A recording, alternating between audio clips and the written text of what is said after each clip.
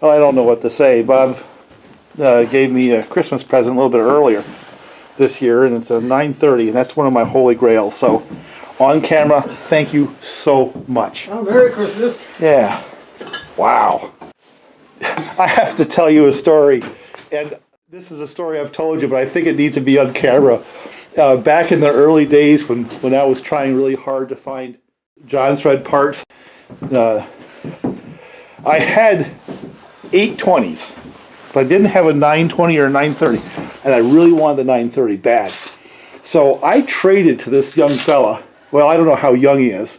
I traded to this guy who was an expert in saws out in the Pacific Northwest. Mercury Diston two-man saws. You didn't know how bad that trade was. And a McCulloch 797 that I had used for milling for a long time. You had to ship that stuff across the country? I spent $400 shipping that crap across the country. And what I got back was a 272 and what was supposed to be a 930. So I'm all proud, and I kind of bring this up to Bob. He takes a look at that, and he goes, that's not a 930, that's a 920. So I got ripped off bad. So here we are with a 930 for Bob, probably 13 years later, and yes, I'm very grateful. Thank you. We're stuffed from eating, and we've been sitting here bullshitting for God knows how long. And before we actually just plain run out of stuff to say, which probably doesn't really happen very often with us. Yeah. The other thing we wanted to do today. Let me see if this is actually focused properly.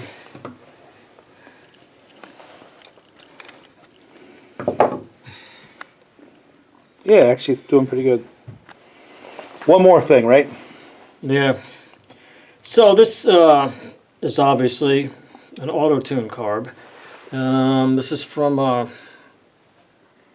562, and it's still a carburetor, and it still gets dirty. So you really have to take them apart and clean them. And I think a lot of people are afraid to dive into these because you're not familiar with them, and where's this go and all that. And it's like I said, it's not really a big deal. If you can go into any carburetor, you can go into these. So we're going to kind of disassemble it here and just chat while we do it.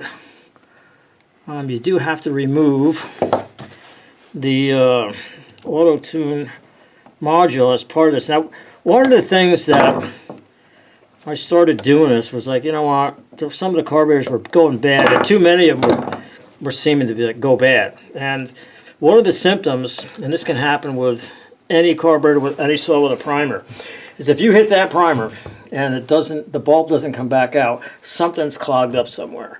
So you have to go in there and you have to clean it. It's the same thing with these. And they've really done a lot to improve the filtration. There's a higher micron filter now, or maybe lower, just smaller particles can go through. They've got magnetic fuel filtration. They got magnetic fuel lines now. So they keep this stuff out of here. The only disadvantage that you can maybe say with the new carbs is that there's some smaller passages and orifices in there. Clog up easier. That, you know, maybe they're a little more prone to getting clogged. So if you got one, so I kind of... You know what we're going to do with this carburetor after you get it cleaned up? What? I'm going to go stick it on my 562 and see if it works. Well, which one's on there now? I don't even know. I think it's... This is an el48. I think that's what I have. Well, I don't know that... You know, I'm not going to actually clean it. I don't have a thing to boil it in. I mean, oh, okay. But you can spray it with carb spray, and I got barely any here at the home shop. By the way, this shop does not exist at my home, because as we're retiring... Let's not even say I'm telling everybody that I don't have a place to work on saws at home, because a lot of people are bugging us. You're going to do side work? And absolutely not any way, shape, or form do I want people coming into my space with broken stuff. So how about I just not even say anything about that? No, that's all right. That's part of the humor here, because nobody watches the video is going to show up here. Okay, that's just good. That's just for fun. All right. Anybody that would like to try it, I'm well armed. So I need to pry that maybe a little bit. Yeah, my el48 on the carburetor I have right now is running into that problem where it won't prime. The Well, this is what you're going to have to do, son. Yeah. Now look at that. It's a diaphragm. Doesn't that look familiar? It's kind of stiff, too. This has been sitting around in the shop for a long, long time. So I know some of this stuff might get torn. Well, nothing really remarkable there. I like to keep these screws. Danger of falling in the cracks here on the workbench. All right, now we got to get on the other end of it. This is this little link here. You got to be careful on reassembly. You notice this is on the outside. It's got to be on the outside. I did one of these and I put it on the inside, and then all of a sudden the linkage don't work. So just remember the orientation. You remove. I'm not going to call this a muffler bolt. Might as well. That's what it means to most people. Won't know the difference between that and a muffler bolt. But there's one spot in here that's really different, and this is where you gotta go in to do this. So this is going to bring us into the other end of this thing.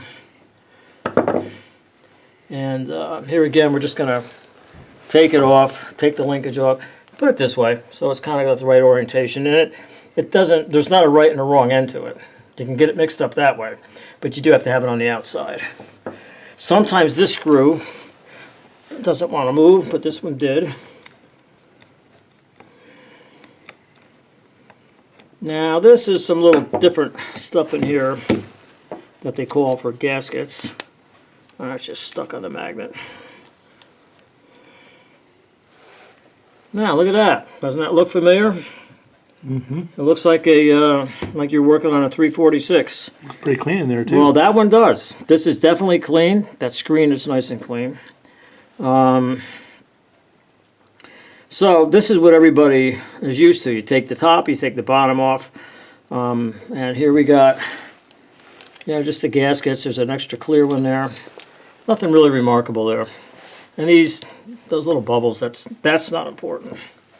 Well, we got to get the Autotune module off, and this is where you start to see some of the different stuff. There's 3 of these little screws.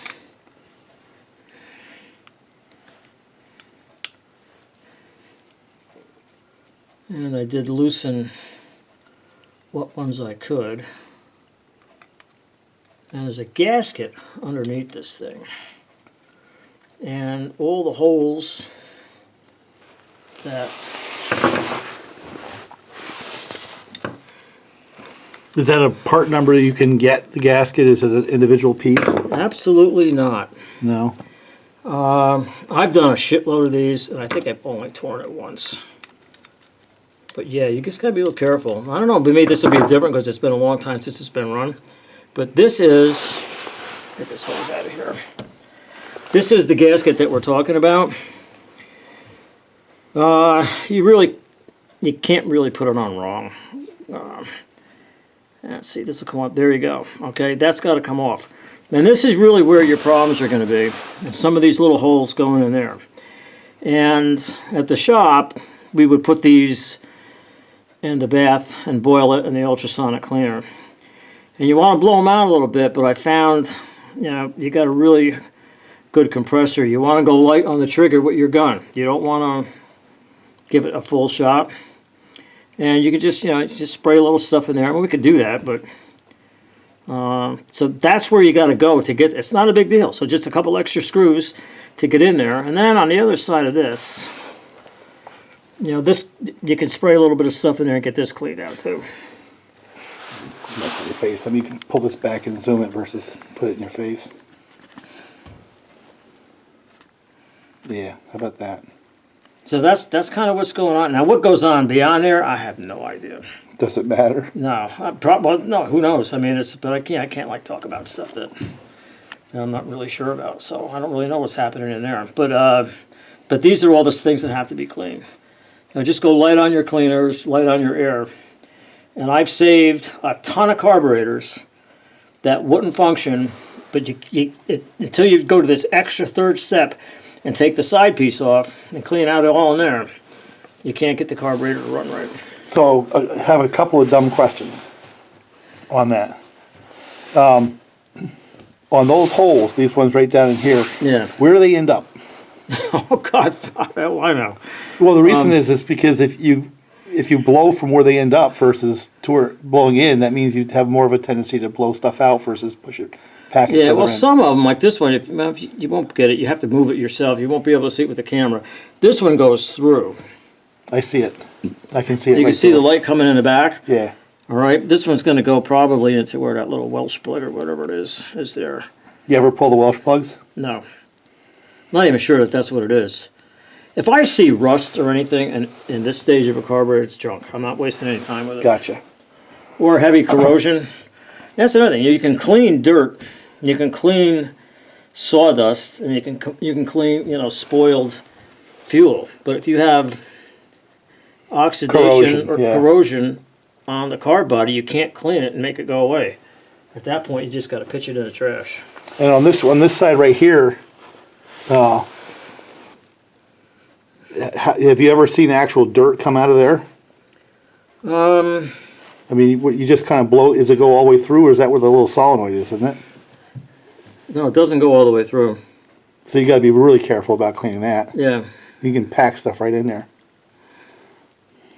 Interesting. Really light on everything. And these you kind of blow it more across than in. See, that's gold. See that little piece of information there, because you're actually making it work like a venturi on a carburetor. Right. But having stuff get pulled out versus putting your nozzle on that and packing it in. So spray clean in there, then go across it, and it'll draw it back out. That's all it is. I mean, it's a mess, but so there's a couple extra screws. It's not that big a deal. But if you need to clean it, you've got to take this off and you got to get it in there. Is there any tricks of trade of putting it back together? Nah, you just go to the reverse. Here again, one little thing is that this little tab on this gasket is always up. Like I said, that's why little things like that you take for granted, Bob. Yeah, but you know what? You have to get these holes lined up, and it only lines up the one way. Yeah. And I would think anybody that's doing this is going to take the time to see, okay, the holes line up. I mean, obviously, if you sort of go the other way, it's like, well, something's not right there. Mm-hmm. So basically what you're saying is there's only one way for that gasket to go on, period. Yep. And two of these things are just locators to match these two. Well, I keep moving. I'm sorry because of the camera, but there's a couple of locator pins there. Yeah. So that kind of helps lock it in.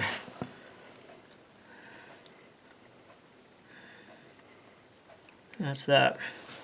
So you just hold it down until you get the screws started. The one screw is a pain because it does always hit the magnet. Oh.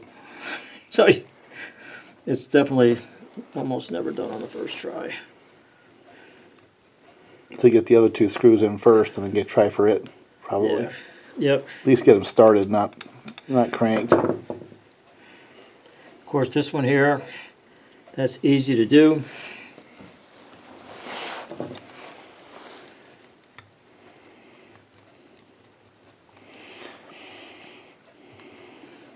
Now, if you had a magnetic screwdriver, it would be easier to do this one. Maybe this is gonna, because you got to get down in there, and you got your shaft, the choke shaft in the way.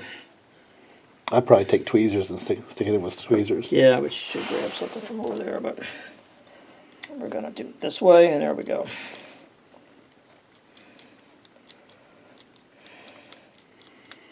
Yeah, I'll fix that carburetor. Can you get these carb kits? These looks to me like the same as the other ones. Yeah, you can get those. Why would they have two? Oh, I guess they don't. Yeah, they do. Why do they have two diaphragms on that? Don't know. They probably call it something else. Probably a spacer of some kind. Interesting. But I won't speculate, Bob. At this point, I think we're just putting the carburetor back together the way we normally would. Yeah. So carb kits are available for these. Oh yeah. I don't even know what they call it. They're probably overpriced. Yeah, most time the components of the kit are fine. By the way, I'm pretty sure that gasket that we were talking about here, I'm pretty sure that's not in the kit. Oh yeah, imagine that. So, now this is always the slightly tricky part. This is where it's got to end up. Okay, and you need to, remember this has to be on the outside. So what you do is get it started, then do that, and now you're back where you're supposed to be. And I'm not really commenting on it. Yeah, you got some different pieces of hardware. They're all a little bit different, so they only go where they came from. So these are two little flatheads.